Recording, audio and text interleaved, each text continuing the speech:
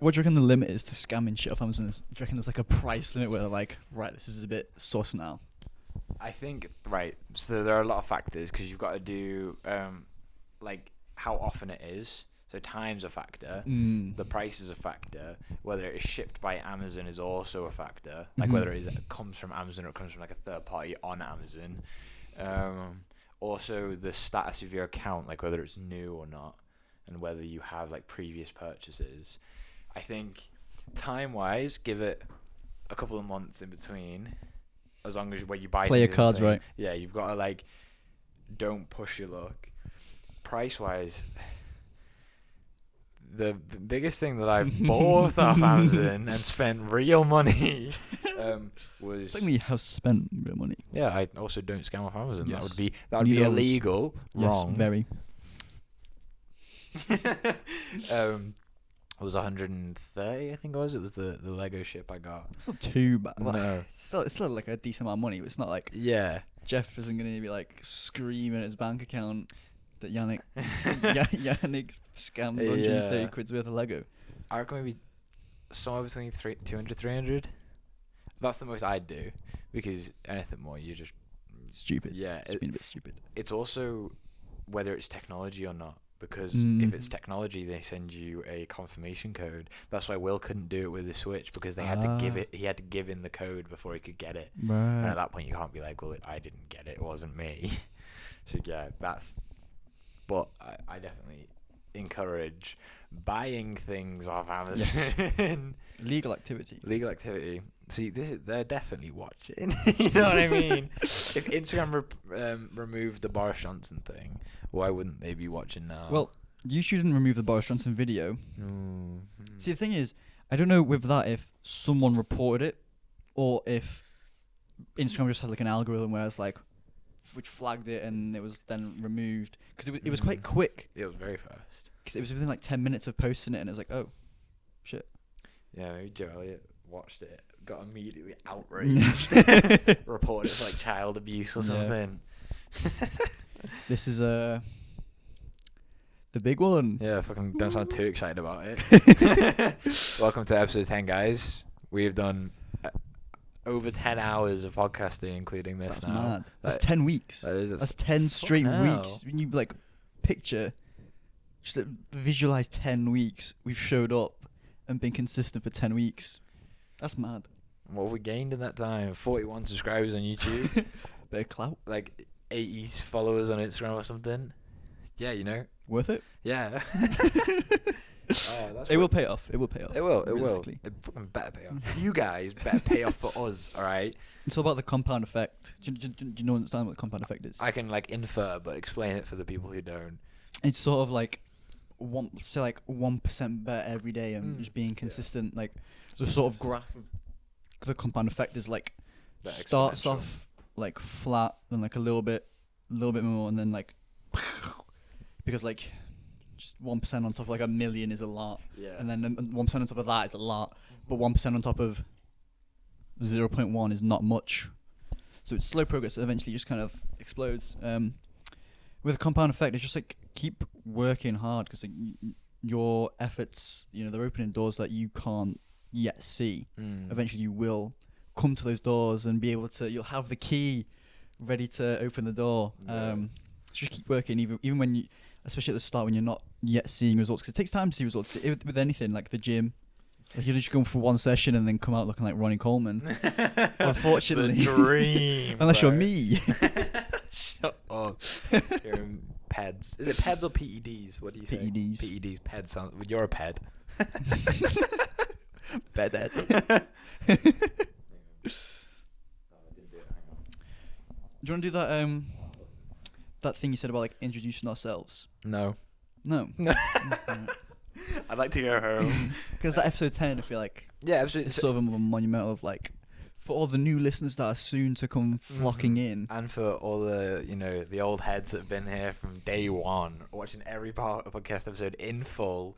All right. What's quite interesting is that every episode we usually get like between 17 to 30 viewers. Nice. So that's 17 to 30 people who are consistently watching, which is quite weird to think about. It is weird. It's weird to think that people can find us on the internet and decide to watch a video of us. Like 17 people every week. Maybe I don't know if they watch the entire length of the podcast. They definitely don't. But that's still 17 people like routinely tuning in, even more. Like we had on last week, we had more than 17. We're like 20 something. Woo! That's still like. Yeah, imagine 20 people in a room watching us talk. Imagine 10,000. Yeah, fucking the big leagues. Fucking hell, that'd be sick. It's gonna be you walking out in. Oh yeah, I got a fight in front of 1,000 people. I got a fight. Tell you what we'll do is I'll link my bank account and my bank details in the description of this episode. Send me 30 quid and I'll send you a ticket. This is how we make money, Lee. I finally got an MMA fight. Well, not finally. I don't know. It actually came way quicker than I was expecting. Yeah, to be fair, it was like a few weeks of MMA and then like. It's just because I'm just that good, you know what I mean? Bro, fucking in 10 weeks' time, clip me saying that and then me getting KO'd. No, but yeah, I'm excited for that, you know? Hit me up if you want tickets, you know? D-Side Later Centre, July 9th. 15 plus fights, MMA, Muay Thai, and boxing. It should be fun. Louis decided he isn't going to be there, and his exact words were, "Why the fuck would I come to something like that?" So thanks for the support. Why would I support, want to watch you get knocked the fuck out? No, he's in a festival. Fuck that. Yeah, I'm going to be gurning. You're going to be what? Gurning. You're going to be what? Do you know what I mean? No, say that one more time. Why? Say it just. And what are you going to be doing? What's going to be making you gurn, Louis? Alcohol. Does alcohol make you gurn? Yeah. Fucking get him, boy. No, I'm excited to for you to have fun while I'm working my ass off. Nah, if I didn't have the festival like already paid for, like I would love to come and watch you get knocked out.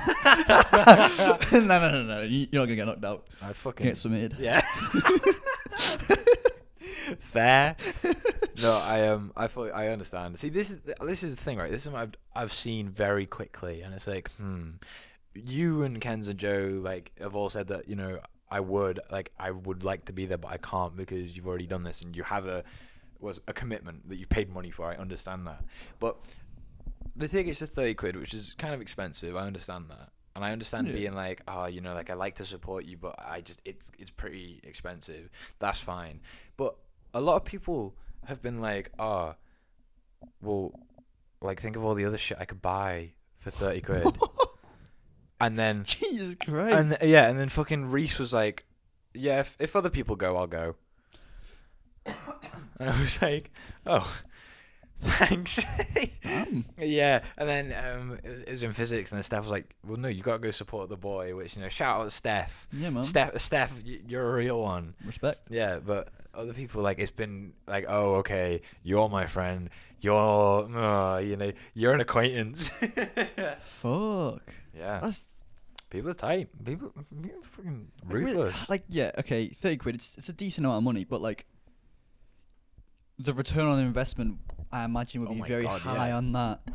Just being in that sort of atmosphere, it's great. Yeah. Like in that electric atmosphere of everyone being like, "Hey!" and then seeing your boys fighting. Yeah. It's like, damn. It's a big thing. Mm-hmm. I would, the max I'd probably pay would be like 100 quid. You pay 100 quid? I would pay 100 quid if I had to. If you're like going for like a big, not maybe like your first fight. Yeah, I would. Like 100 could be too much, but like after a few fights, if you want like a big event kind of thing, then maybe that'd be cool. 100. Cool. I think 100 quid would be like my limit. Yeah, 100 quid is a lot. I think. Yeah, because the thing that I was thinking is, and I said this to them, I was like, you know, I understand it's expensive, but if you were going to like fight, I know that I'd just bite the bullet. I'd be like, oh fuck, it's expensive, but I'm still going to come. Yeah. No matter whether you win or lose, I feel like having people there that decided that we're gonna come and support is always a win. Yeah. So yeah, fuck you guys. All right, I'm gonna go cry. What's your like feelings and expectations ahead of going into this fight? Should I do the stereotypical first round knockout? All right, we'll smash his head in. Anything you say now, I'm just warning you, will be clipped the fuck out of if you get knocked out. It could be fucking, or if you win. Yeah, if I win, it'll be fucking sick. But at the same time, I've got to play the game, don't I? I'm excited.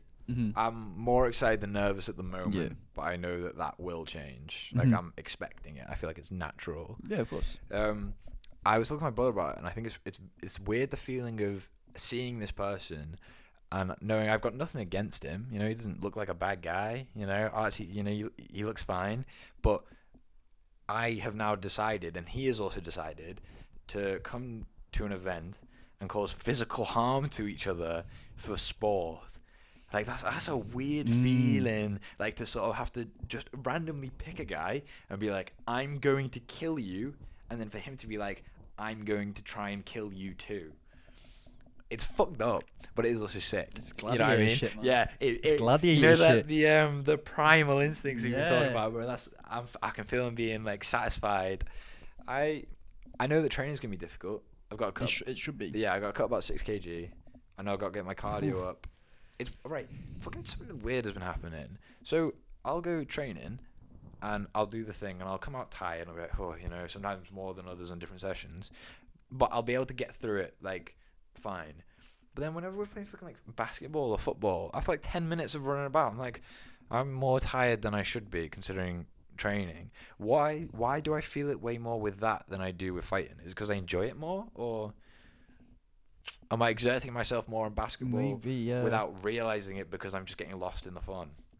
I suppose you can sort of take, like, when you're sparring, you sort of take like little breaks. Yeah. When you're basketball or like football, it's like Run back. Yep. Yes, Yeah, true. Until like sports like that are very cardiovascular intense, Hmm. on the same level as fighting. Like I would, if not more. Oh, see, I get it, like, in principle, yeah, but knowing, like, I've done both, and I know that there's being in shape and then there's being in fighting shape. Yeah. There's something different. Fighting saps your body of everything you have. It's because you don't really get an adrenaline rush when you're playing football, do you? It depends. Yeah, like, it depends. If there's like at lunch on the Astro, it's just like, yeah, it's not really. I'm not like, you know, I'm not. It's not going into the Champion League, or yeah. Champion League, fucking Premier League, I don't whatever. watch football, but yeah. No, I know the smallest amount of football you can possibly know. I went to a couple of Everton games when I was younger. That was fun. Everton. Yeah, my dad supports Everton. You don't even like football. I've been to Anfield. I used to support Liverpool. Well, Everton used to play at Anfield before they moved, alright? But you didn't know Because that. Everton shit, because you got kicked out by the Reds. Nah, the Reds weren't actually... No, they were a thing. Were they a thing? I don't know. Fuck yeah, what? This is something... Justice to the 97. Yeah, true that. Nah, fuck the sun as well. Yeah, fuck the sun. I get that hamstring stretch in. What's like any game plan, if you have a game plan, or like specific like tactics or things you want to like you're aiming to do? Okay, Like, are you trying to record this so you can send it to Archie and be like, look Yeah, out? yeah. Do you reckon he's watch it? No, maybe. I looked at his account. It would make sense for him to search me up, or I'm just fucking psycho. You know what I mean? Have fun. You know, understand that it is a game, or it's a brutal game, but it is still a game. I'm not like, Nah, it's not a game. you don't play. You don't play You don't MMA, play. bro. You don't play. You do. You live it. I wanna give a fake game plan, right? Okay. So he does. Right, don't tell anyone, Louis. Right, but this isn't what I actually want to do. Strike. I feel like my striking's okay. My striking needs work. I feel like my whole game needs work, though, to be fair. It will always need work until I'm lightweight champ. Even when you're champ, it's like still got shit to do. Yeah. My ground game's okay. It's not incredible, but it's better than some. So I'm not in the position, and I know I definitely won't be in 10 weeks where I'm not like, I hope this doesn't go to the ground. Yeah, I think at the moment I'm not great, but I'm balanced. I can chill on the ground. I can stay on the feet. So I think it's going to see what he does. If he wants to take it to the ground, we can take it to the ground. And if he starts beating me, then I'll try and stand up. You know, and if he's outstriking me, then I'll, panic shoot and hope I can get a submission. Yeah. What would if you had to? Because we've sparred. We've done that quite a bit. What do you think? I suppose MMA. I take it to the ground. I tap you. Do you think that's what? What do you reckon I should do? I can only comment on the ground game because Yeah. like my experience on the ground game is nothing. I don't even know what to do when I'm on the ground. I just Yeah. kind of like scramble. Please I'm stop. just like scramble and hope for the best. Yeah. On the feet. Are you taller than him? I think so. Yeah. Use your range. Just like Jab and run away. stick your foot on his face. Yeah. Stick your jab in his face. We can work on a lot on the jab. We'll get like razor sharp in training. And straight shots. Just like keep it simple. Like get like a few techniques and a few combinations and moves, and dial them in. Just like get them absolutely solid. Instead of focusing on like loads of other techniques, just get them refined. Get your jab, like 1-2 down. Get some like 1-2 and then the kicks. Just like so where you can mix up as well. Get some of them combinations down, so you can just kind of like spam them, and then also get some like a little variation of them. So if you sort of counters it a little bit, you can, instead of like throwing the right kick to the leg, you can do it to the head. Yeah, that's what Danny was saying, was one, keep it simple, and then just dial in the basics, because Fundamentals are so important. Yeah, if you have perfect basics, it doesn't matter. Yeah.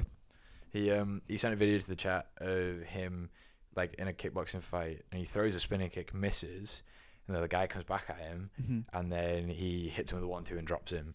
And he was just saying and he was saying like flashy kicks are sick and all sorts of different things, but simple shots work the best. Which, you know, I like Danny. I think I was talking to a guy yesterday called Louis. It was the first time I met him. He was sound, and he was talking like every time Danny learns something, he'll then teach it.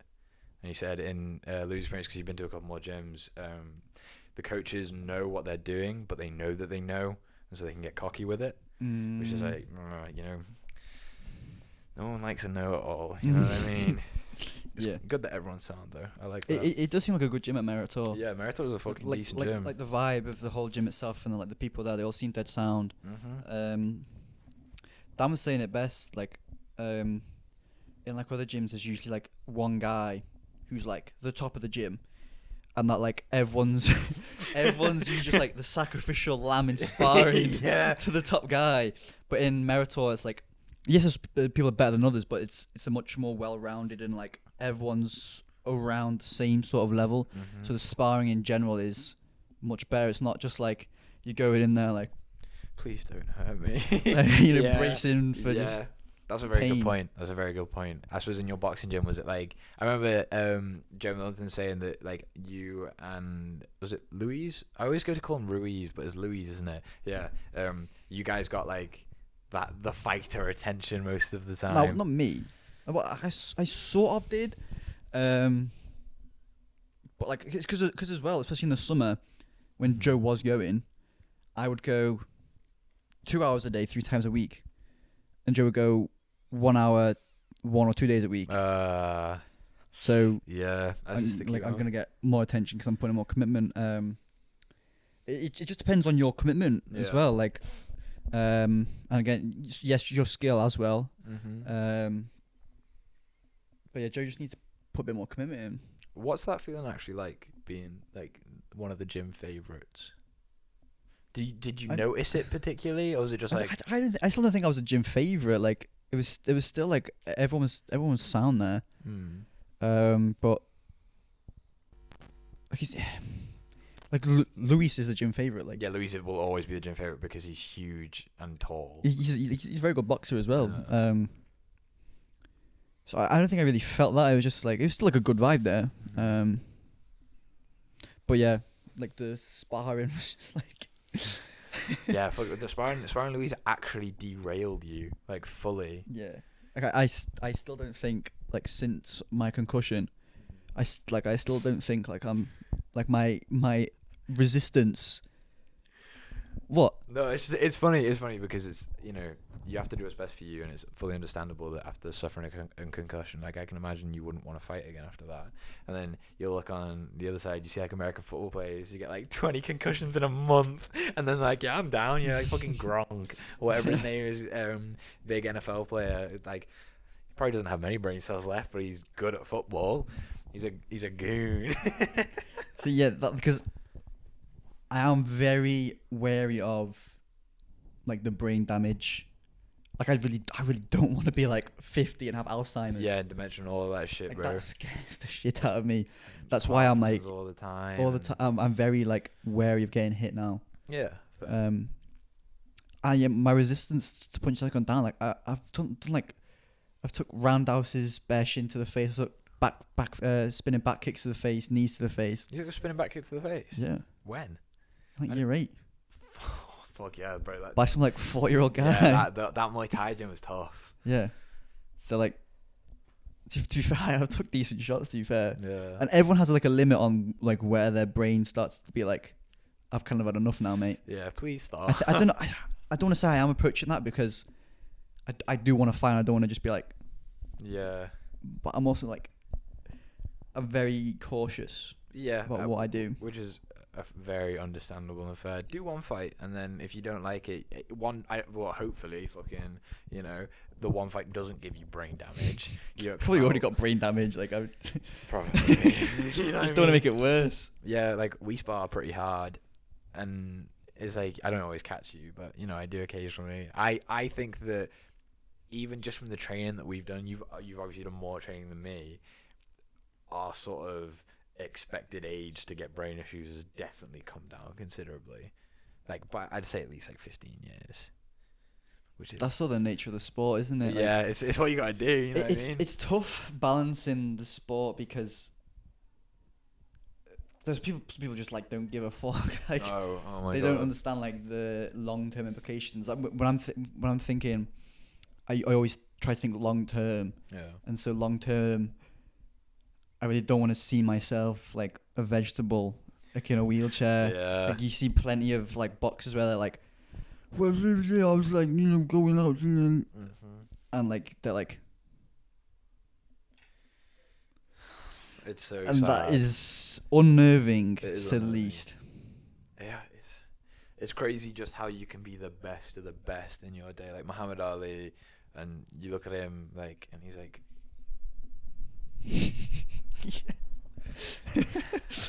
He was a fucking tough guy though. Yeah. He fought. Was it? I think it was Ernie Shavers. Ernie Shavers hit like a truck, and then I think it was the second round. Ernie Shavers broke his jaw, and he fought for the rest of the 15-round fight. Tank, did he win the fight? I think so. That's beast. Like fucking with a broken jaw. Bro, that's so sick. When you see fighters like Michael Bisping winning after getting knocked out by that flying knee by Anderson Silva, and then Colby Covington having his jaw broken by Usman and carrying on with the fight, like that takes heart. It's always winning impressive. Bisping winning the championship. Was it after he lost his eye? Yeah. Yeah, I'm sure. Yeah, it was. Yeah, after with one eye. That's wins the championship is incredible. Ridiculous to try and sort of like Yeah. like You can't see the right hand coming. no, you literally have to constantly just be like, you know, I couldn't do it, and I like Bisping. I like Bisping more now than I did as a fighter. Like his sort of personality now is like just a character. He's quite a funny guy. Yeah, seeing him with his kids and seeing him interact with like DC and stuff. Oh my God, fucking what's his name? Max Holloway and Daniel Cormier. I love their relationship. Talking about the daddest man and shit like that. And Max Holloway always calling out DC. I like that. He's in the video where it's like DC's like talking to Max Holloway and he's like, "Oh man, just wait till you get old. I farted earlier and I'm bleeding my back." Good. I like DC. Watching the videos of him and John Jones, like I feel so sad for him, because like John Jones is a piece of shit. He's a great fighter, but he's not a good person, and he took the piss with DC. Like with DC finding out weeks before the fight that that Jones had tested positive and shit like that. It's like, come on, man. You seen the video of Dana White telling him? Yeah, and he's like, "Dana, come on." Yeah, he's Dana, like Dana, crying, Dana. like, "I'll sign something, just let me fight him." Was he still allowed to fight? No. Yeah. I don't know the timeline perfectly, Yeah. but apparently John Jones is supposed to come back to fight Stipe Miocic. I heard apparently he rejected that and said it was too soon. Really? Yeah. Interesting. I don't know if he'll fight again. 'Cause Stipe is like he's a fucking tough guy. Yeah, he's a goat. Don't know how John Jones is at heavyweight. When was the last time? Was it 2020 or 19? Because it's been a lot. It's been quite a decent time since he fought. Yeah, I'll Google it. And it was against Was it? No, it wasn't Gustafsson. no who Blachowicz beat for the title. John Jones technically lost, didn't he? But he was given the decision. He was knocked out by. Oh my God, what's his name? Dominic Rees. Yeah. Because he did. Dominic won that fight. Oh, did he? I haven't seen the fight. Well, John Jones was given the decision. Yeah. So he technically lost his last fight, technically. So it's interesting to see him at heavyweight. I don't know how he would do with like Ngannou and Garn. I think he'd beat Ngannou. John Jones? Yeah. Do you reckon? But obviously it's the whole if he gets caught he's done and like understandable, but like because Jones is a very sort of versatile fighter. He's got a decent ground game, you know, he held his own against DC. His elbows are something else and he uses a lot of kicks. I feel like Ngannou doesn't. Ngannou has just learned to wrestle essentially against Garn because he had to, because otherwise he'd lose. I think Jones would win, and I don't think John Jones, I don't think should be allowed to fight again. And the same way I don't think TJ Dillashaw should be allowed to fight again. I think anyone who tests positive is just ban for life. Boom. Literally, that's what it should be. Also, fuck TJ Dillashaw. He's my most hated fighter. Really? I hate him. I hate his fat little head. I hate everything about him. I'll be playing UFC and like I'll play it with Will or whatever, and we'll go random. And if I get TJ Dillashaw, I'll emote and let him knee me in the head to knock me out. I will not. I'm boycotting anything TJ Dillashaw. I think that's really going to upset TJ Dillashaw. Probably. He's probably crying. He's probably crying right now. Yeah. Oh man. He's the one who I want next after my amateur debut. I'm gonna go straight. Where do you go from if you win or lose? Let's say you win. Yeah. What's next? What's next in the journey? It depends. Depends how much I enjoy it. Depends how much damage I take. And it depends like how I feel, because I don't know if the CTE threat and all that shit is a real sort of like imagine Max Holloway in 15 years. He I don't think I could professionally be a fighter. I think I could definitely have it as a hobby, and yeah, I might do another couple of fights, but it isn't. You can't be a professional fighter as a hobby. No. You know what I mean? Amateur. You have to be a different. Yeah. You have to have sort of a real like burn to do that. And I don't think I have that. So that's respectable. Like. Yeah, it's a shame because it's definitely my favorite sport. 100%. It's just not. The dream would be able to do a couple of fights and commentate on UFC or some shit like that. That is the dream. Joe Rogan, all of them, they have it good. Because I'd have to have a couple of fights so I understand what I'm talking about. And I think I will always do some form of fighting, whether it be like jiu-jitsu or something like that. Yeah, I think jiu-jitsu is definitely the way because it's a non-combat. Yeah. Like, it's good. I think if I lose, I'll have to fight another 2 times at least. 2 times? Yeah, because I'll have to fight again to avenge it, and I'll have to. Well, you want a rematch if you got knocked out? Maybe not rematch him. Okay. But I'd have to avenge. I couldn't live my life for your like head. I had Yeah. an 0-1 record, like MMA, and then I get to 1-1 or fucking 0-2, and then I'd have to fight again. I have to win. I have to end on a positive KD. Okay. You know what I mean? Yeah. Although the idea of losing and knowing it's in like the hometown, you know, with people that I know there, it's going to be difficult. I'm going to grow a lot, I think, or not grow. It's either extremely up after a very low dip, or the dip gets lower. Yeah. Because I feel like I've got no credibility then. I feel like fighting is a big part of my personality, and to lose the fight, it's like, who am I? You know what I mean? If I can't do this. A lot of people go through that like self-questioning when he lose a fight. Like George Foreman, when Ali beat him, he stopped fighting for years, and he didn't come back until he's like in his 40s, and then he won back the title when he was like really old. That's cool. And he's like I think he is the oldest heavyweight. Yeah, he's the oldest heavyweight champion in history, because he had like after he lost to Ali, because everyone was like bigging him up before he fought Ali, because he was the guy that like destroyed Joe Louis. Mm-hmm. No, not Joe Louis. Joe Frazier. And obviously Joe Frazier had given Ali some of the hardest fights of his life, so everyone was like, yeah, George is gonna kill Muhammad Ali. And obviously when Ali knocked him out, his whole like ego and everything was like shook up.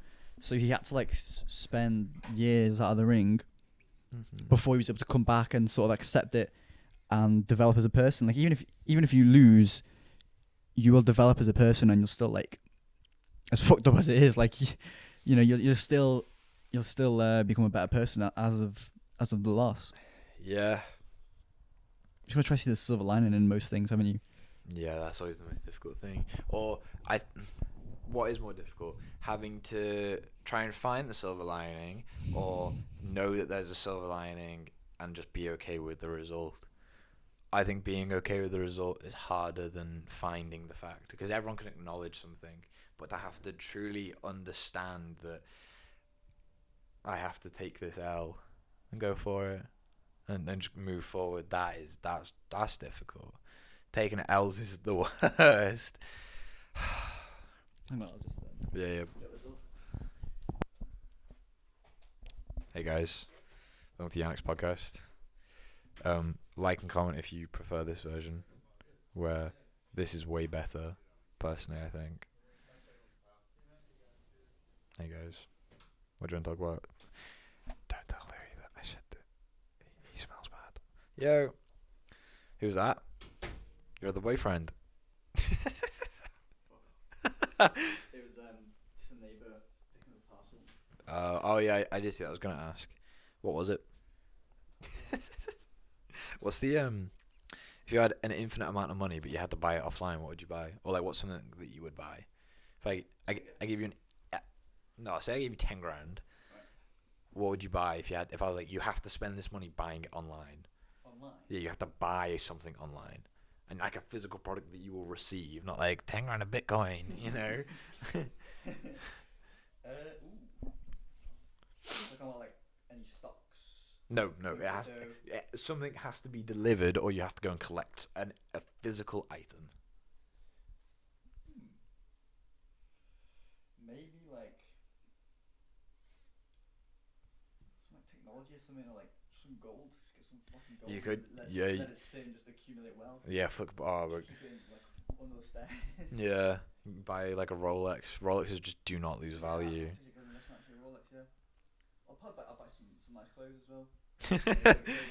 Yeah, the ice. Yeah, would you if you became rich, would you buy like a chain, like a diamond chain or something? Hit a Ben Baller.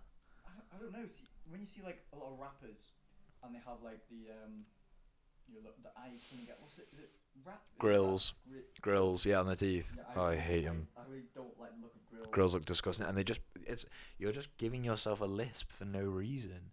Would you get a gold tooth? No, fuck that. Like if I lost a tooth, maybe, but I just want a normal tooth. Yeah, a normal tooth, yeah.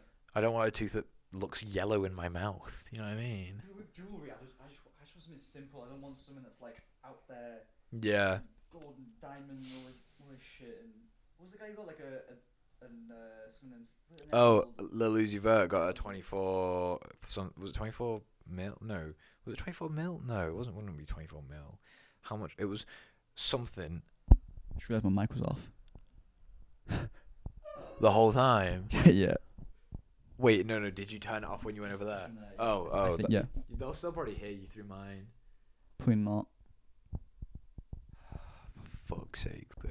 Oh, well, sorry, guys. You must have just heard me talk for the last 3 minutes. Basically, all Lou said was, I'm gay. I'm not gay. That's exactly what someone who likes penis would say. fuck, I lost my train of thought. It was talking about yeah, Louis Uzi Vert got the diamond in his forehead, and people immediately tried to rip it out when he went crowd surfing. Obviously, I love the Louis Uzi Vert. He's like 5'4" or something. He's tiny. He's got a bar, and it's like 5'4" but 6'2" when I stand on my money. I'm like, damn. That's cold. How do you even get that in your head? Like, how does it stay there? They sort of like drill a hole. Yeah. But how do you secure the thing to the head? Like they drill it into your skull. I'm pretty sure. That's why he said like if it's removed the wrong way, he'll die. And fans immediately just mine. Oh Jesus! Yeah, you know, like the Thanos taking it out of Vision's head.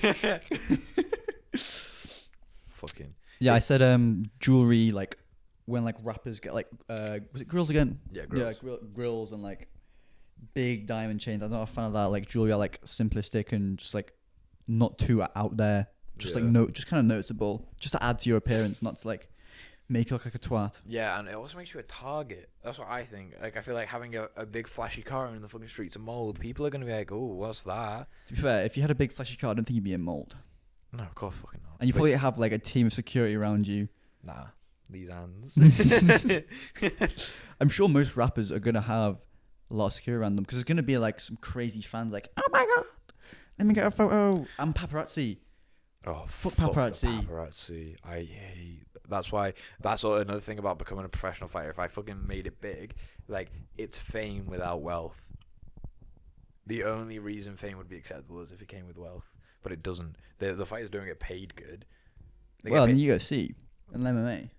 Yeah, they get paid okay. Yeah, not good. Like boxing. No, exactly. That's the thing, and I'm not good at boxing, so it's like, you know what I mean? Yeah. People just know you and want to take photos and find out where you live, and then sell photos of you. People selling photos of you on the internet. NFTs. Oh, bro. Yeah.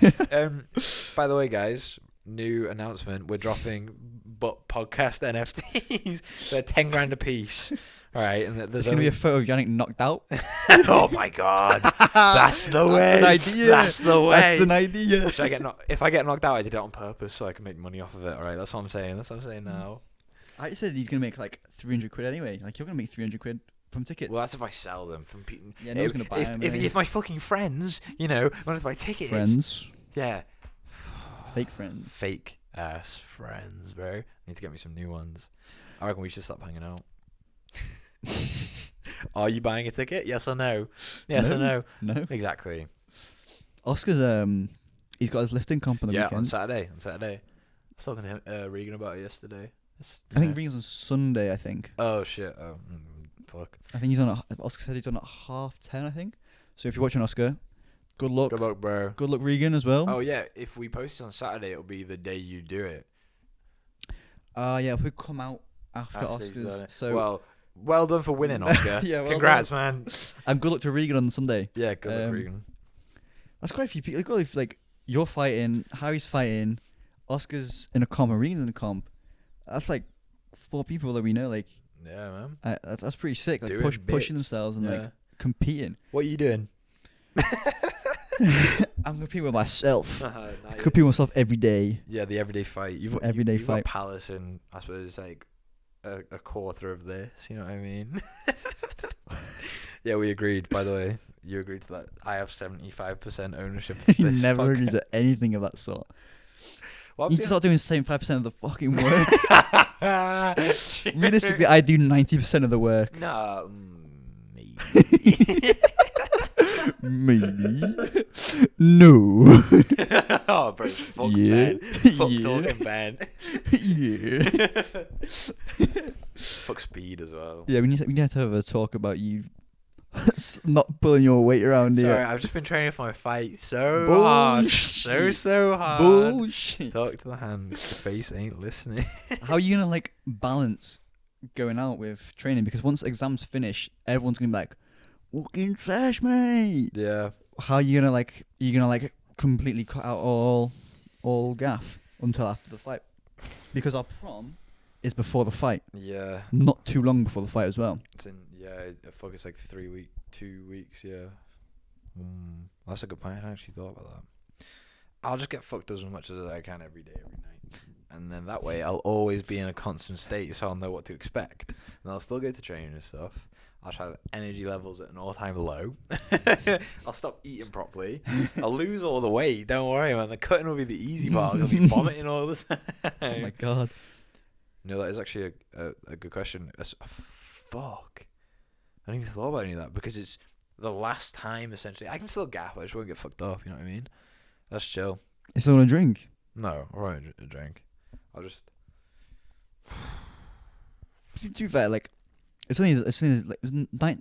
9th of July. It's 9th of July. Like, you still got the rest of July and August. Yeah. It's not gonna be like no. It's not gonna be like no one's gonna gaff anymore. Well, I don't know. People go through the phase, don't they? Where especially in summer, they'll be like 4 gas in 2 weeks, and then nothing. Radio silence from everyone. Like, hey guys, wanna hang out today? Pied. Nothing. In a group chat, seen by everyone. No reply. I hate you if you do that. That's what pisses me off. I like group chats, but no one's ever active in them. No one. You ask, anyone want to hang out today? Literally. And people will be so active with sending photos of their face or like some random shit that no one gives a fuck about. Right? But you will not reply. Oh my. Or when you like say something to someone specifically and you name drop them and it's left unread by them. You have to like just message everyone individually. Like that's what I do now. Like when I organize like a midnight run, I'll put in the chat like 2 people say, yeah, sound. And I'll message everyone individually like, are you coming? Yeah. And then they'll actually say, oh yeah, I'm coming. So just say in the chat. Literally, just say in the chat. Just say yes. Yes or no. If you can't do it, you can't do it. I'm not asked about that. Just let me fucking know so I know what to do. It's when you say as well, can people just say yes or no? And then you get like 1 or 2 more people saying yes or no, and then everyone else is just like... Yeah, people just don't give a fuck. People are selfish motherfuckers. All right, that's what's wrong with today's society. Everyone's thinking me. Think about me instead. Yeah, exactly. We deserve your attention more than you do, okay? Yeah, no, balancing going out with training is going to be difficult. Remember like year 9 when I had a fight coming up. Mm-hmm. I like brought my own food to your house. Oh my god, bro! My mom still talks about that. You know, really? Like because she was pissed off. She was like, my brother had made this duck. You know, this fine duck. He made it himself, and Louis comes with like protein rice, like whatever you had. I can't remember what it was. There's in a little Tupperware box. Like, no thanks. And then you ate some of the duck anyway. And then I literally had about 2 bits of that duck. Tarek, you and Joel ate the rest. No, I didn't have much of the duck. No, yeah, but as collectively, that's 3 mouths. Especially when Tarek eats a half of it, Joel eats some. I'll have a little bit. And you're like, oh, I'll just have a bit. You know. Still mad about that. You guys owe me a duck and a birthday, right? You ruined my birthday. Got my birthday coming up soon. Who cares? I'm excited for your birthday. When is it? We're not doing anything though, are we? I'm not doing anything. May the 31st. Yeah. Yeah, thought so. 12th. Yeah, your present's in the post. I remember said to Kenzie on his birthday, I was like, yeah, I get your present. You piece of shit. Just don't say you will. I was going to, but Joe owed me like 100 quid. So I was like, I didn't have the money at the time. For what? It was because when we went to Birmingham. Yeah. We got to the hotel and Kenzie being the best planner ever. We got to the hotel and they're like, yeah, we need 100 quid security deposit. And it was like, oh what? My it was, God. I was like, what? And it was like, everyone was like, I don't have 100 quid on me. And I was like, right, I will give you the money, Joe, to pay. And then it took him like weeks to give me the 100 quid back. Yeah, that's fucked up. Oh, and I just never bought Kenzie a present after that because he can't plan. You can still... So he doesn't deserve a birthday present. Fucking hell. Oh, God, that's a, like, it's not even like a 40 quid, like, fuck, okay, I'll just eat this, you know what I mean? What was annoying was, literally the day before, Kenzie didn't know where we were going. And then it was when I was like, right, let's actually look where we're going. Yeah. He didn't even know where, like, because we're going to see Example. Uh-huh. And he didn't even know where we were going, like the concert and the hotel. So he looked up at him in class.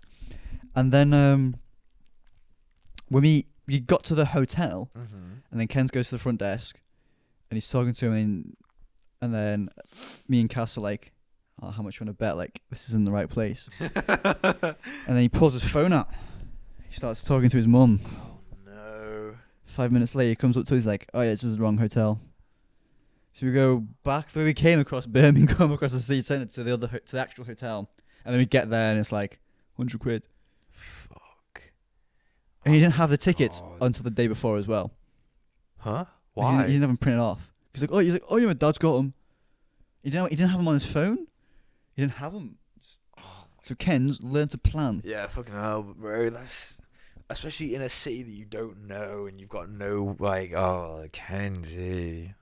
It always seems as if whenever something happens, I'm usually the one Yeah, no. that plans. You have taken the mantle from me, bro. I like, after doing years of it, I was like, I'm not doing this anymore. And luckily someone stepped up, but it fucking sucks. It's a pain in the fucking ass. It's the worst.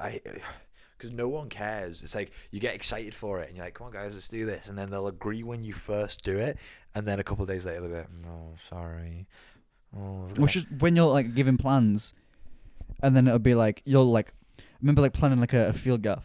And then it'd be like, all right, guys, here's the location. If anyone wants to meet up, we can meet up at this time. You need to make sure you bring this, and this, and this.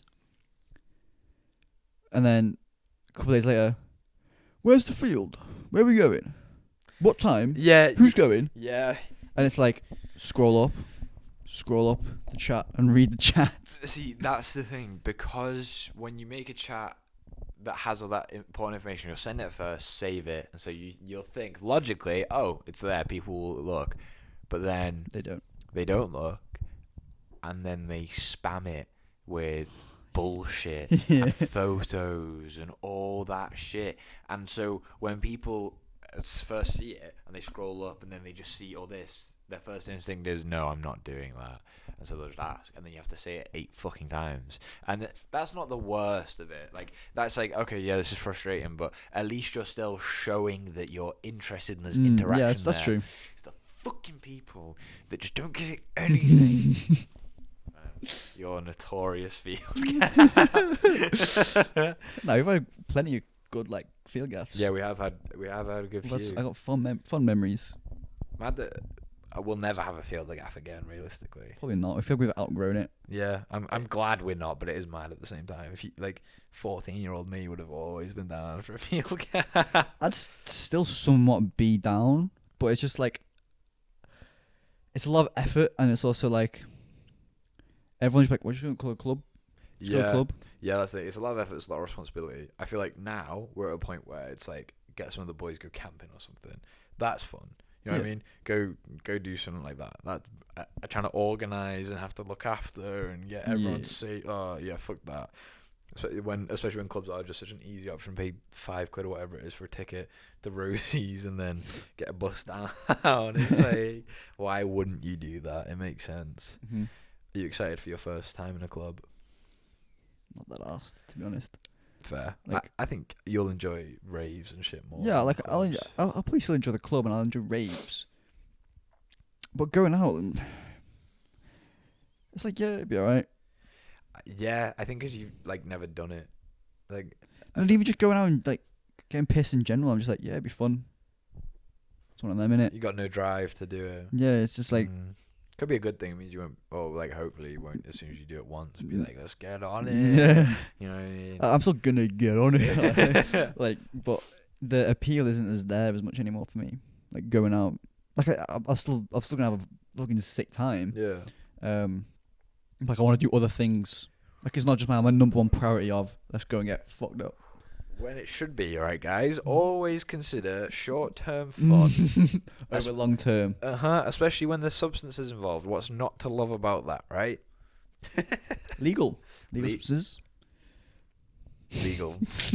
Only do PCP. I think PCP is legal Is PCP legal? It's probably What is that? not. It's like a powder, and it's pretty fucked up. PCP there. PC. PCP there. Steve-O loved it. PCP deals, nice. I'm such PCP legal. Ooh. This is why we need like a Joe Rogan kind of thing where Jamie can Yeah. like put it up on the TV there. We got like an extra camera like there. We can like switch angles. Yeah. Fucking that would no. It's a fucking legal. It's illegal. No, it's Heavy. what do you call it? It's like a law thing. PCP like. No, it's a Class A drug. So don't do PCP. Yeah. That's Yeah. definitely the only reason not to do PCP because it's illegal. What are legal highs? Poppers are legal. I don't know what that is. It's like ammonia or some shit that you like sniff. Ammonia. Yeah, and oh wow, so hallucinogenic drugs like M-bomb and alpha methyltryptamine. M-bomb is a killer. M-bomb is sold as fake acid, and then people do it and then die. Fucking hell. Shit. Yeah, don't do M-bomb. Stimulants like BZP, BZP, Never heard of that. methadone, benzopherones, and methylpropamine. Just don't do legal highs. Just get drunk or smoke weed. You know what I mean? Like, do edibles or something. Spices? No. Is spice legal? Hang on. Let's find out. Ooh, what's your thoughts, Lee? I don't know much about like legal highs and all that. Yeah. Just like, she's the classics. The UK finally banned it in all variants in 2016. Heavy da. £5 for half a gram bag. Yeah, fuck spice. It smells like hot chocolate. That's the way if you know that weed is spice, because they look similar. It just looks like ground weed. If you smell it and it smells like hot chocolate, don't smoke it. Nice. Give it to me. So you can see me in Wrexham Street. God, could you imagine, like, oh my God, imagine seeing like a parental figure, like your mum or something. Oh, that's fucked up. No.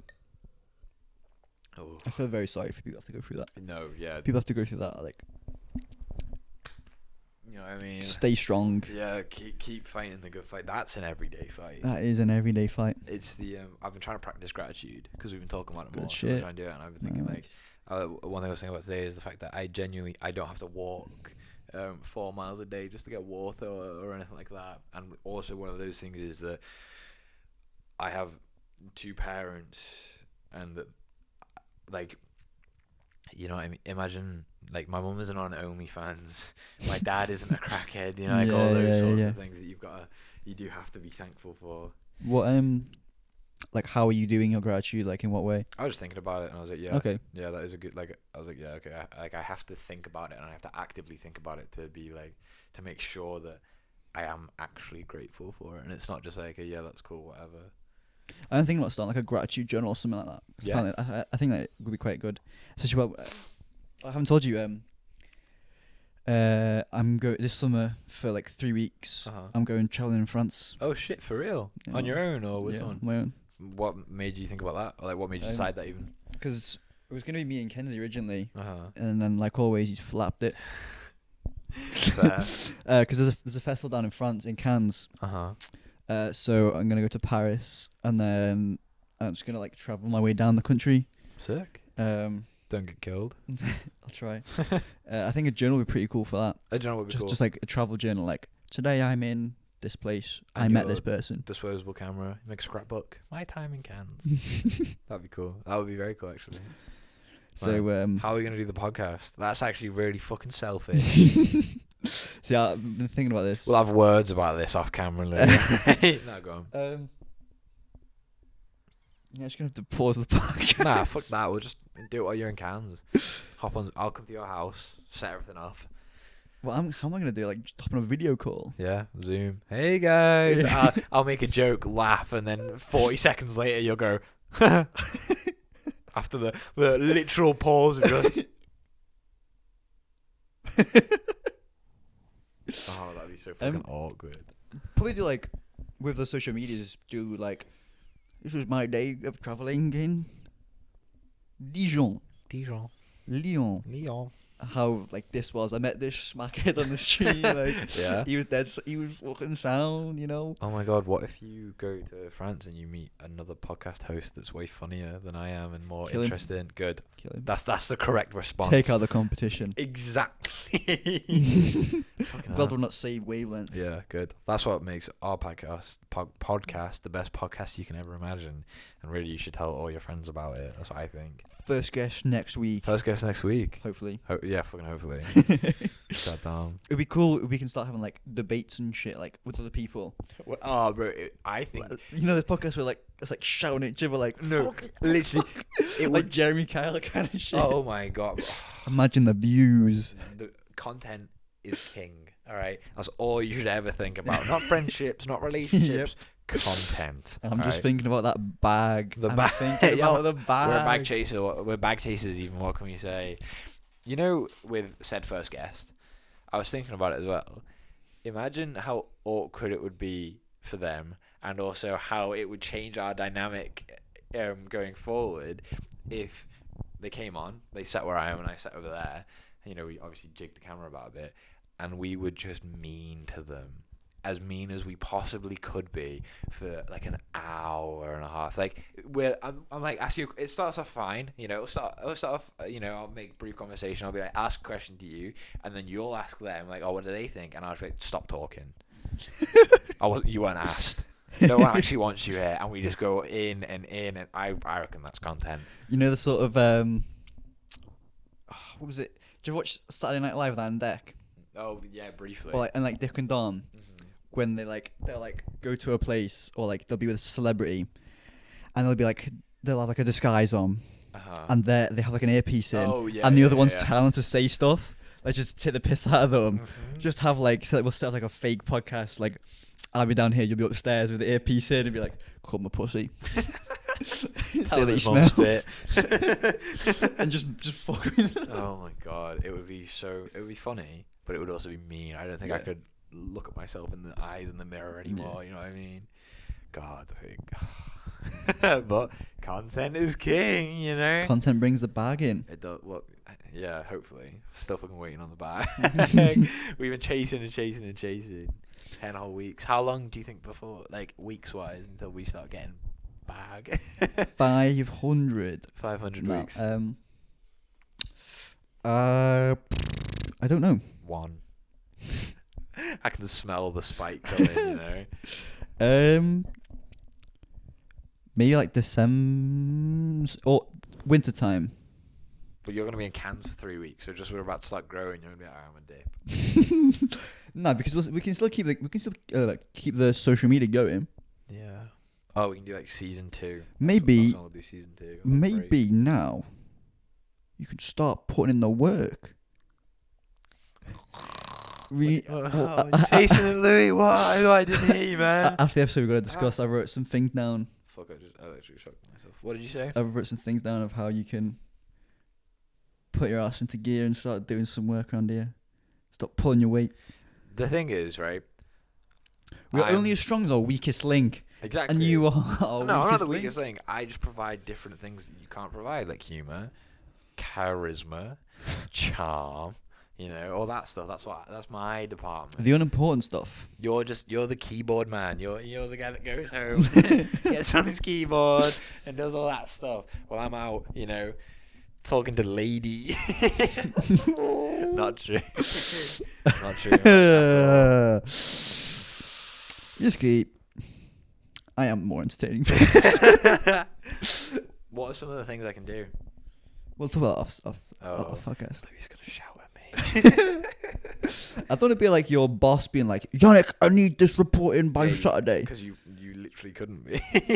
I just quit. You know what I mean? You could this could never be something where you scream at me to do something. Like I know, but I don't want to be like pestering you. What I mean is I don't want to be pestering you. So fucking shut up then. No. No. Because you got to stop putting in some. I do. You got to stop fucking doing some work. This is the thing, right? I've offered multiple times that how can I help? Let me do this, and you're just like, I don't know. I'll think about it, and you never get back to me. That's a fact. No printers or facts. We'll talk about this Yeah, after the podcast. I like that. You can just about see my feet. Moving on. Hey. What do you think about the Johnny Depp Amber Heard shit? Oh, Amber Turd. Fuck that bitch. I hate her so much. Johnny Depp deserves so much better. And fuck Disney for the shit for how they play Johnny. Fuck everyone for how they play Johnny. Yeah. Are they still with him? Yeah, they're the only company that stayed with him. Good. Throughout the whole fiasco. It's so fucked up. Like, one of the big things is that you see Cardi B, who admitted to drugging and like assaulting and stealing from men, and she's still big. Like, it's celebrated almost. But when Johnny Depp gets falsely accused of that shit, he's immediately wiped. Man got like his finger like chopped off. Yeah, part of it chopped off. Literally, and and he was abused. Like, he was physically and mentally abused. Yeah, I think even after this, if they find like her guilty, she'll still be an Aquaman 2. She'll still be in fucking whatever they want to do because. Do you think that the Johnny Depp situation? Oh, sorry. Before I go into that, it's quite funny. I saw a video, and it was if you had like explosive diarrhea, and it was like. He was like, "Where would you choose to shit?" And the comments were, "Amber Heard's bed." Nice. Yeah. Oh fuck, bro. She's another on the hated list. You know what I mean? Yeah. So, do you think like this whole Johnny Depp situation, how like it is, everyone's reacted to it, how like the result has came out, and also how like with Will Smith, how literally. Every time he has spoken about his feelings or his private life, he's been made fun of. He has been memed. Man, right. Will Smith got cheated on. And they talked about him and the person who cheated on him. I don't even want to name her. Yeah. I don't want to say a name. Some bitch. We're talking about it. And he started tearing up. That picture of that is now a viral meme. Right? It is pretty funny. When you sit back and it is kind of funny. But like you sit back and think about this, a man got cheated on, and we all made fun of him. Yeah.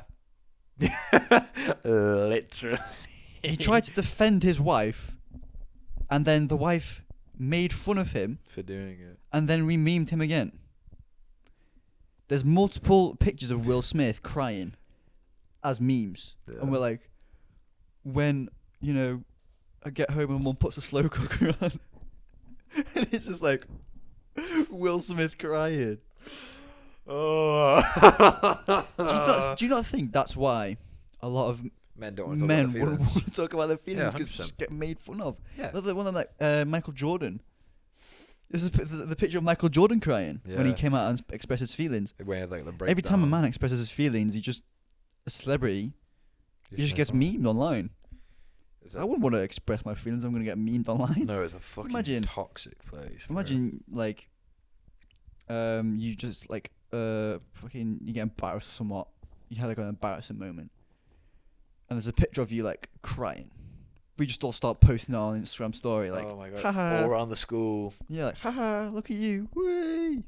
That's horrible. That's awful. I wouldn't come to school anymore. Exactly. I'd change schools. Tell my mum I was getting bullied. Yeah, change schools, exactly. Surely that is a reason why men don't want to speak out. Yeah, that's fucked up. It's 100%. Like, it's the whole men versus. It shouldn't be men versus women, but the way women and men are perceived differently in court cases, in the internet. Women receive a lot of hate on the internet, but then when something bad happens, they're normally praised a lot more than a man would be, if that makes sense. There will always be open arms for women when you never really get that for men. It's always thousands of people flocking to women's sides and stuff like that, and it is like like it's not like a fucking incel thing. It's just like women are more likely to get custody of the kids. I fucking keep shocking myself on that. Bootleg ass charge. And it's fucked up because, like you say, I also wouldn't want to share my things if I was a celebrity because I will just get made fun of. Yeah, there's sides on both problems of the genders. I think for us, we wouldn't really know. No. To say the problems on women, probably need to get a woman guest on to. Like, oh, to true. debate it. I think that would be a pretty good debate. That would be a good debate. Because we can't really argue for that. What did you say? I said we hate women. We can't really present an argument for that side because we're not women ourselves. We don't really know, do we? Man, the title for that video will be "Two Chads Destroy Stupid Woman." That's a video I'd watch. It's like, so we can really talk about and explain the men point of view. Mm-hmm. Was it? I think it was Chris Rock who said it about how like, it's like only women and like cats and dogs who are loved unconditionally, and men are only loved because of what they provide. It's somewhat true. Like, true that. You know. Yeah, literally, cats and dogs don't talk, so they can't really provide anything. You know. Yeah. Damn. So, the whole like Will Smith and Johnny Depp thing sort of begs the question, like, should men, like, don't want to say vulnerable, but sort of express their sort of, in a relationship, express their sort of more weaker side, if that makes sense. They're more like, I think vulnerable is the word. Yeah, being vulnerable. Being vulnerable. Are you asking? Do you think they should? Yeah, like it's difficult because like there have been times where I've had to be vulnerable and I hate it. I'm not normally a very vulnerable person, mm-hmm. and it's something that you've definitely got to get like used to. I think they should be. I feel like a lot of times, you know, you see people getting ghosted and all that stuff. People aren't open enough about their feelings from the get-go. And people, whether it's fear of being embarrassed, whether you don't want to hurt the other person, you do have to be honest and you have to be vulnerable to get anywhere in life and to just actually very true. Get like not. It's always difficult. Because you don't want to hurt the other person, or you don't want to be embarrassed, but you have to always get the truth across, and you have to express your true feelings. Otherwise, you fall into the spiral of pretending to be something that you're not, and then you lose yourself. And once you lose yourself, then it can be very difficult to try and, you know, climb your way back up out of that pit. What do you think? See, again, this would be interesting to talk about with a female. Yeah, because there is the sort of I'm gonna sort of play. I do agree with you there. I'm gonna play devil's advocate here. Go on. The sort of there's that evolutionary side of like the female's gonna want to be with a man who is strong because obviously they're the one who's gonna bear a baby, and when they're pregnant, like they wanna feel safe because they're not gonna be able to do as much because they're gonna be like, you know, nurturing this baby. So from an evolutionary standpoint, if a man showed vulnerability, would that maybe not consciously but more subconsciously lower him in the female's point of view, because even they think, oh yeah, if we have a baby then I'm not going to be protected because he's crying, but more of just like subconsciously like in that, you know, very like primitive sort of way, sort of lower their opinion of the man. It's the fear, isn't it?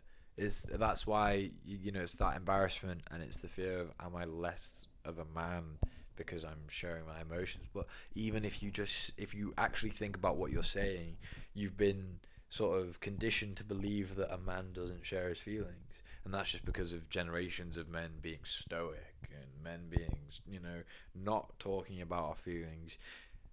But what makes you a man? Are you more of a man if you can be brave enough to make yourself vulnerable? Are you less of a man if you want to hide your feelings to look more of a man? Personally, I believe that bravery is a sign of a man. Bravery in the face of yourself, if you have to admit something to yourself, if you have to admit something hurtful to someone else, whatever, being a man is being honest, and it in all cases, even when you have to cry or you have to do something or you have to say you're not happy about something, that's what makes you a man. So therefore, surely I know that not every girl thinks the same way. I know a lot do, which is, it's all just the whole like society. You know, we live in a society, but at some point there is society conditioning us to believe this, because we'll see Calvin Klein models, you know, big strong men, or we'll see TV the dads, you know what I mean? It's less now, but you know, back in the day, where the women does that, but the men does this. The men comes home to a cooked meal. The man comes home from work, you know, and he's tough, and he'll go play catch with his son, and his son is going to be another man just like him. But neither of them are going to talk about the fact that they hate their job or what they do. They're not going to talk about the fact that they haven't been happy in months because they're with a wife they don't actually like, but she provides, you know, what the man needs, because the man was told to do that by his dad and his dad before him, and the son will tell his son, break the chain. That's the point. When you said about like when you always see men who are strong, do you not think that's a good thing? Because why would you want to give a role model that's weak? With everything, like we always talk about, like women should have strong role models, like all more like role models in like engineering and sort of science and stuff, for women to sort of help encourage them to do that sort of thing. I don't think you should have a weak role model, because then that in turn produces a weak model. So by that you're saying that crying makes you weak. Showing emotions make you weak. No, not that necessarily. I'm saying like weaknesses in like in the day-to-day kind of thing. Expressing your emotions is definitely, I agree with that. It is brave. That is somewhat of a telltale of a strong man who can express himself. Being able to express yourself is a skill, and it takes courage. Like with like samurai, the whole like warrior thing. The whole warrior of it, how a samurai would determine a warrior was not just, can I fuck people up in combat? It was, are you a well-rounded person? Can I express myself? Can I write poetry? Can I draw? Can I am I good at arts and cooking, all this other stuff? Not just beating the shit out of people on the battlefield. Yeah. It's a well-rounded thing. That, like a well-rounded warrior is a strong man, right? A weak man, the whole conforming and just this, like you said, I'm in this job, I've got this wife I don't hate, I don't express my emotions, I don't know how to do that. I would say that's somewhat of a weak man. But it's also somewhat of a strong man in that they put up with it every day. Because they want to provide. Yeah, that part is, going to the job you hate to provide for your family is strong. I agree with that. I think there's a miscommunication there. When I say that you see strong role models, I mean you see stoic male role models. You see ones that don't show emotion, and that is then what's the word? Portrayed as being a strong male role model. Whereas I don't think it should be. I think it should be more portrayed as being a well-rounded man, a man who can do the jobs expected, you know, for a woman to do, a man who can cook well, a man who smells nice, a man who takes care of himself, not because it's, you know, because he's a homosexual, but because he cares for himself. The stoicism thing, I don't think being a stoic means you're like a weak man. Stoicism, people like, what's his name? Marcus Aurelius. Yeah. He still had like a journal and whatnot where he would write down his feelings and shit. I think the idea of more stoicism is like, no matter what, I'm gonna be no matter what hardship I'm gonna go through, I'm gonna be unaffected by it. It's not like, maybe stoic's definitely the wrong word then. Stoic is it's not like a negative thing. It's a very positive way of it's a strong way of living, to be able to, like, in the face of hardship, not be affected by it.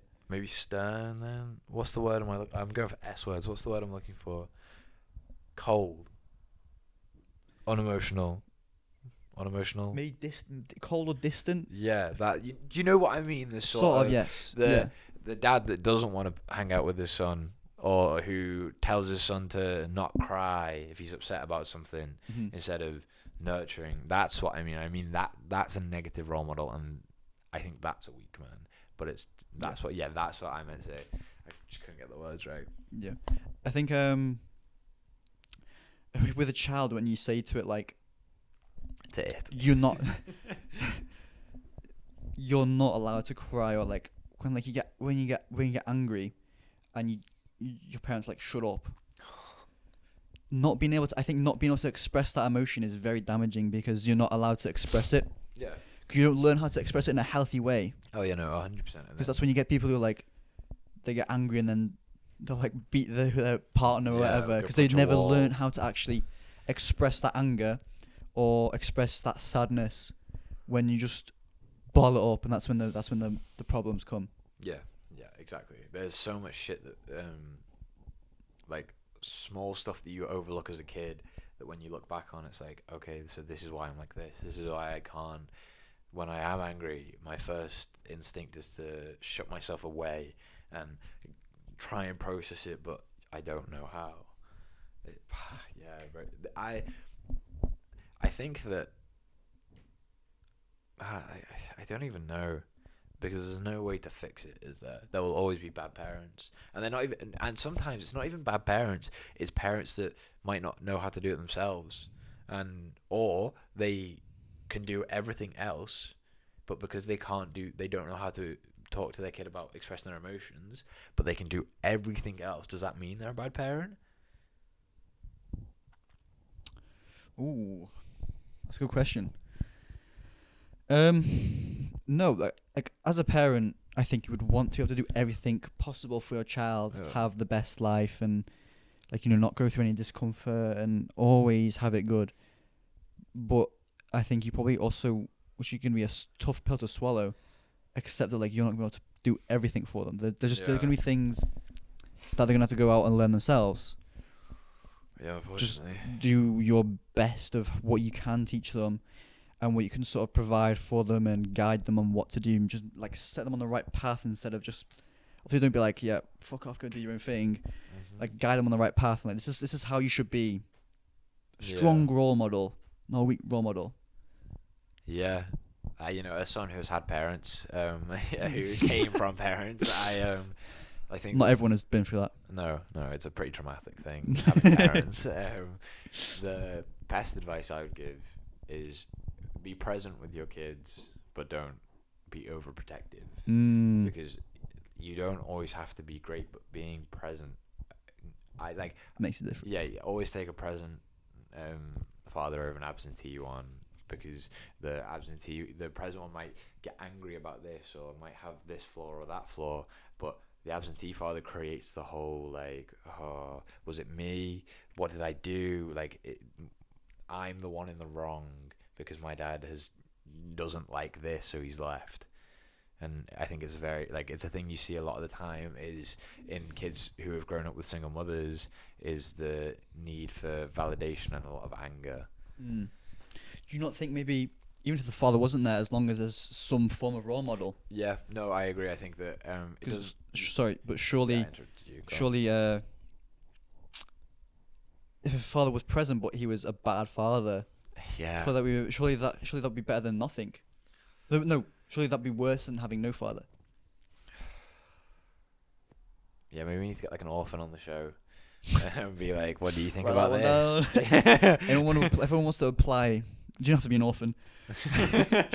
Anyone wants to apply to come on the BUP. It's a rigorous testing program. There is and it is also £500 application fee, and then the £100 security deposit.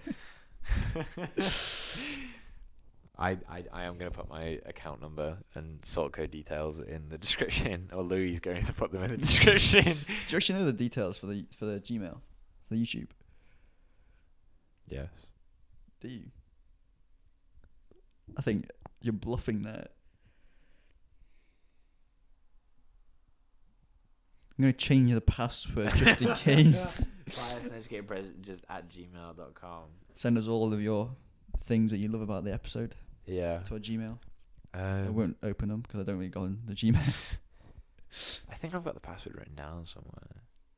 I'm gonna change it tonight. And then you'll be like, yeah, why didn't you log into the YouTube? You're supposed to be doing all this work. What the hell? That's a good question about the father, though, for real. It is a difficult one, isn't it? Because it's sort of like there's gonna be bad things you're gonna get from this, the having a bad father or a bad parent. Yeah. But you wouldn't get with the absent parent. But you're gonna have different things, different negatives from the absent parent that you wouldn't have got from the other parent, the bad parent. It's like a balancing out, like which one do you want? Like you're still gonna either the car's gonna be a bit of a shit one. I think either way, which I think maybe in terms of going and dealing through, maybe an absent parent would be better. Really? Yeah, if you have like an abusive parent, Oh, yeah. I think in terms of like dealing with that trauma, just being like, oh yeah, my dad left, it's like a lot better than like repeatedly getting beaten. I feel like that would be much easier to deal with. Yeah, I suppose. Having somewhat having dealt with the absent father. Yeah. It's fuck. There are a lot of topics that we can't properly talk about because we are uneducated, and I think this is partly one of them because I think it's also a topic where there isn't a good answer. There's no right answer. It is sort of because the kid in either one will wish for the other. Yeah. Like without the kid without a dad is gonna be like, fuck, like I'll even take a shit one. I just want a dad. And the kid who has a shit dad is like, I would rather anything else than you. Fuck. It's a heavy thing to think about. The sort of try and empathize, and put yourself in their shoes is. I think empathy is always very difficult. I struggle with empathy. I struggle with understanding that other people have different emotions or like think differently about things to me. And it's definitely something that I've seen where I'm trying to have a relationship and someone doesn't want a lot like. I want logical solutions to things, and so when I give that and they don't want it, it's like, well, why? Will Smith talked about it in his book, because his dad was like abused him and shit. Yeah. There were some positives to his relationship with his father, how he was disciplined. He said that he learned a lot about discipline and pushing himself, and like working very hard, and that translated very well into his career. Mm-hmm. But obviously, he was a very not a nice father. No. But he talked about when his father was like nearing his time of passing, and he was in a wheelchair, and he's like falling asleep in the wheelchair, and Will was just like wheeling him about, and he came to a set of stairs. Oh yeah. And he was like, I could fully just push him off right now and like he said he felt like a burning rage of everything that his father had done to him, and like watching what he did to his mum sort of like just build up, and he was like ready to just push him off, and like nobody would ask. Yes. But obviously he didn't do it. He had the maturity of like not pushing his dad down the stairs. Which it, as a sentence sounds like, well, yeah, duh. But if you think about like having to watch someone like hit your mom and then hit you, like just even trying to imagine that. That's fucked up. It's fucked up. With the like when you said before about like with like an absent parent, you always think like, why me? Yeah. I think you probably feel the same even if you had an abusive parent, because you still be like kind of be like, why me? Yeah. Yeah. I suppose. I think. Yeah, I think the difference there is the abusive kid is thinking, well, why is the abused is why is this happening to me? Mm-hmm. And then the absentee father is, what did I do something wrong? I think if you're being beaten as a kid, it's not like, oh, I'm fucking up. It's this is a bad dude. You know what I mean? Because you shouldn't hit a kid. No. Like No. Only hit animals, obviously. Jesus Christ. Bro, people that hit animals and shit like, that's when people like. My fucking dad's girlfriend hits the dog all the time, and it's like obviously like what? Yeah, like it's really bad, and she give her like fucking human anti-anxiety meds because she can't deal with the fact that she's a boisterous dog at a year old.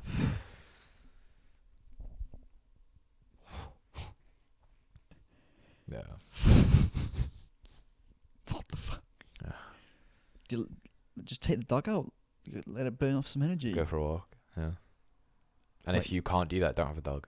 I love the dog, and I think it's a cocker spaniel called Sydney. She's sick, but They have a lot of energy, cocker spaniels. They need Yeah. a lot of walking. I'd rather her go to someone like who is able to give her the quality of life that she deserves than that. Does she get walked much? Yeah, I think so. But my dad's girlfriend has something wrong with her foot, so she's got like nerve damage or something, and so I guess she struggles to walk and gets like fatigued. But don't get an energetic dog. Get like a fucking, I don't know what the is it not? Just think a dog. Yeah, Dogs need walking. Yeah. Get him Show the your cat. Yeah, she's got a cat. Like just stick with the cat. Yeah. Like my dad's got 2 dogs, and like they don't get walked. I just feel bad for them. Yeah, It's just like feel bad they for us too. just sit in the house. They're full of energy. And it's like with my cousin's got a dog as well, and it's bad for the dog's development as well. Like their social life, their social skills. Like they just get aggressive when they see another dog. It's like, what the fuck is it? Like Yeah. another dog? Like, wah. They Yeah. don't like understand. Like when you take them to the park and they can just like sniff from the dog's ass. It's just like the chill for the dog's like, Yeah. yo, then we get a sniff. then they're chill. But you can sort of tell when you take them to the park and then they're just like, it's like, chill out. Yeah, no, the dog, Sydney, she's very like, because they got her in lockdown as well.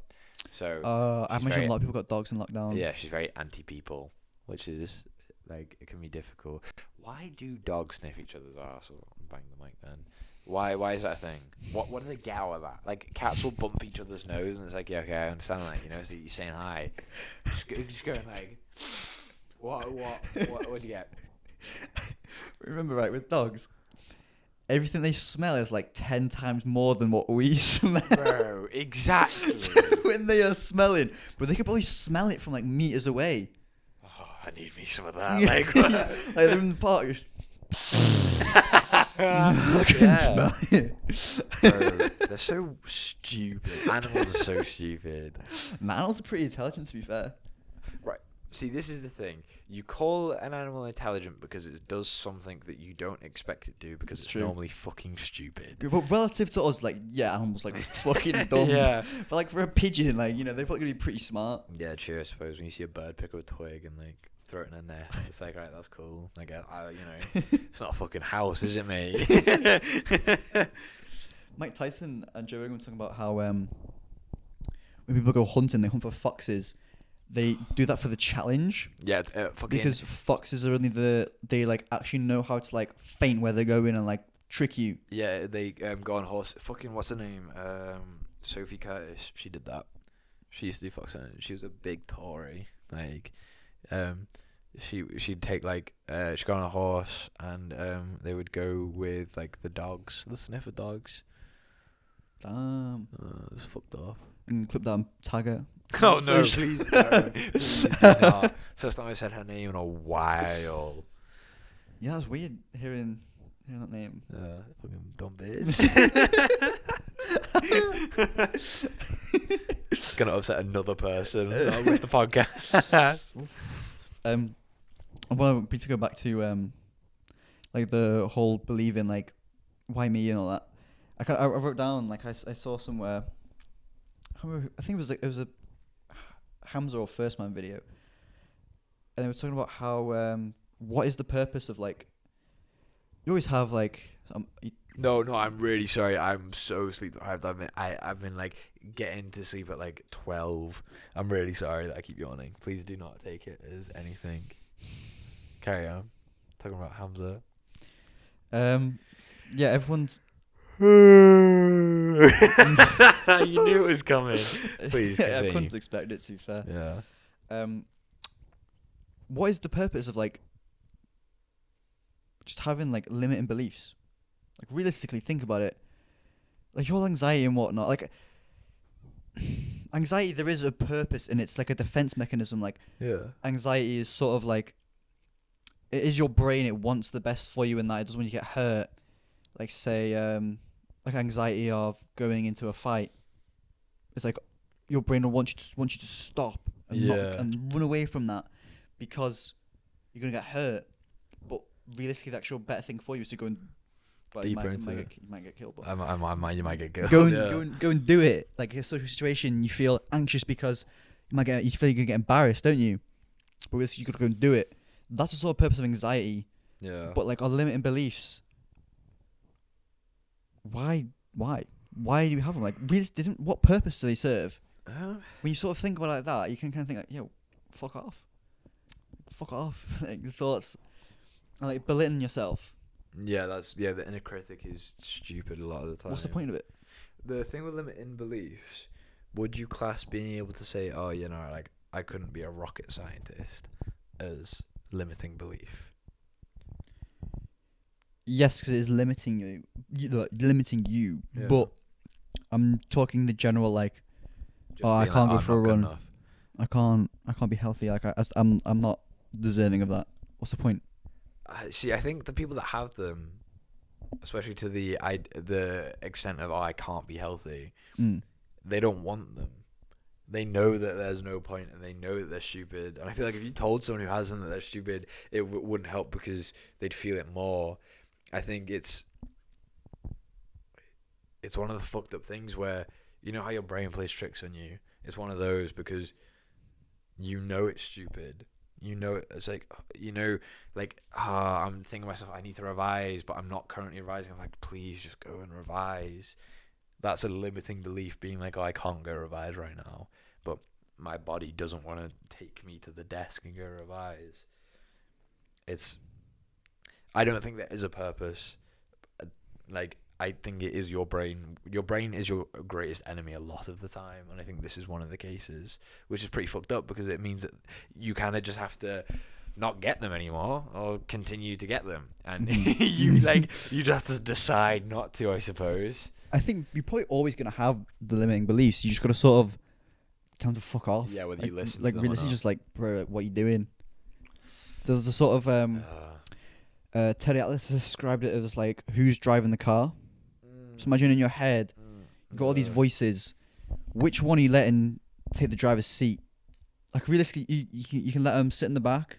You can let them, you know, take the piss. Are we there yet? Like, but don't let them drive. Yeah. Because when you let them drive, then it's get dangerous. I think that's a sort of good way of thinking about it. Yeah, that is a very good way of thinking about it, actually. When you said people don't want it, do you not think it's more of they don't think they're deserving of it? Because it's like, oh, I want to make good money, but I'm just not gonna get good money. I'm not capable of getting it. Yeah, there you go. Yeah, deserving. Yeah, it's definitely deserving. Like I a lot of the time I don't think that I could win a fight, even though I know that I have the skills for it. Skills to pay the bills. Yeah, it's just sort of, I'm not good enough. That's just not me. Yeah, that's a very good. See, having that whole self-critic. Anytime you get a bad thought like that, you're supposed to counteract it with 3 good thoughts, apparently. And I suppose that's something that you just have to start doing. Fuck yeah. It's the self-image again. It's how you see yourself and how deserving you think you are. Fucking everything we talk about, just sort of, you know, that's why you have to watch all of the podcasts. So you may as well start now before we're on episode like 300, still with 3 views. What is the point when we stop? What if it got to that point? Would we stop? What is the number where if we're still getting 3 views on a video that we think, right, this was fun, but it's just not? Maybe within like a year. A full year. When did we start? 10 weeks ago, I suppose. So from like end of February. Yeah, whatever. Something. So a year from February. So if it comes to next February and we're still doing this and we're not making anything, if we've regressed, yeah, then it'll probably be time to call it a day. Yeah, God, that'd be sad. Well, you know, at least we did something. There is always going to be video proof that we did this thing. Just be able to say, I've had a fucking podcast. Yeah, you know, the flex, And to be fair, like I said at the start of the episode, the 1% better. Yeah. In terms of our 1% getting better, like we started with, in there, I had a pretty shit editing editing thing. We started putting captions in videos. Mm-hmm. That's the 1% improvement. Slowly getting a bit more people, like, good comments. Yeah. Now we're gonna get guests on soon next week, and then hopefully more guests have like more like, what's the word? Not entertaining. Maybe more entertaining. Yeah, we got too stale. Just keep things like fresh and like, sort of like you want to keep coming back because it's like, oh, who's this they've got on? Mm-hmm. And probably like more people who know us or around this area are going to start watching, and that'll sort of build up eventually as well. Yeah, hopefully. And also eventually, I think like summertime, hopefully get on Spotify. Yeah, I think we need to get on Spotify ASAP. Like iTunes and all the other podcast platforms. Yeah, I think Spotify is the move ASAP. Someone told me that they'd my brother's friend told me that he really liked the podcast. He said he'd listen to it on a walk if it was on Spotify. Oh yeah. Because we're cutting ourselves off, aren't we? Yeah, with YouTube, it's like unless you like whoever the one person who probably pays for YouTube Premium. Yeah, you have to like keep your phone open, don't you? Yeah, I actually think they have 0 people that pay for YouTube Premium. They always push it though. It's like, want to keep listening? No, yeah. Every time thanks. I open my app, it's 2 months free, 1 month free. Like they keep pushing it up because no one's buying. Why would you? I don't care. You know what I mean? Yeah. Oh, don't buy YouTube Premium. Buy our shit. Or get like, what's that, YouTube Plus? Yeah, on the fucking jailbroken phone, man. God, do you remember the time you came in, you had 1 billion followers and a verified tick on Instagram? Remember, everyone was like, no, Yeah. what? And I was just like, King of the hill. look at me. Do you want to Yeah, I think it is. It's 5:30. I like. It's 5:30. Yeah. Shit. Yeah. Thanks, guys, to everybody. But I know, like, I always take the piss about us having 3 views, but that means that there are 3 people who have decided to click on the video. Genuinely actually want to watch us. Yeah, even if it's for 5 minutes, 10 seconds, it does mean, it means something. It's crazy. Yeah, it is crazy. It's And crazy. we've done 10 weeks, and every episode has had at least 1 view. So that means at least someone has watched something. Thank you, guys. I think we've gotten better with episodes as well. Yeah, Like our yeah. conversational skills and like It's way easier to talk in front of the camera. feeling awkward in front of the camera, not being like. Yeah, today I had a good day at school. The weather's nice. At school today, before we finish, as I was walking in, there was like some like my scar like year 7s having a scrap. Was there? Yeah. Oh, It was a shit scrap. It was just like they kind of like hit each other a few times, and then they were like, Oh, what the fuck? and then like some girls were walking off and were like, "Oh my god, that was so funny!" And then like there's a second one today, and I was like, "Damn, fucking hell!" Oh, yeah, And then as I was walking out of school, there was like some year 12s, and like one of their mates, whatever, was like on the phone. He must have had a scrap. 'Cause he had like a cut on his face. And he was like, all like half his face like bloody and shit. And his eye was like messed up. And I was like, damn, fucking hell. Do you know who it was? Damn. I just thought that was quite funny though. That Been an interesting day. Must have been going on that I've obviously missed out on. Man, yeah, I hate that. Like, happened the other day, there was a scrap outside my maths, and I came just as it was getting dispersed. I was like, it's like apparently it wasn't even good, but it's still a scrap. You know what I mean? We should probably just start scraps. That seems like the best. Provide entertainment on camera and off camera. We're gonna start like just carry the camera around school. No, you literally whip it out as soon as anything. Say that again. Yeah. Anyway, this is a funny joke. Yeah. Again. And everyone has to laugh the same, okay, Yeah. guys? Right? Right, yo. Yeah. Episode 10. Episode 10. Peace out, guys. Thanks for watching, guys. We'll see you next week. Hopefully with our first guest. Our first episode. Sweet. Do you should get in the co-host? No. No, there's no one that could be a good co-host. See you guys.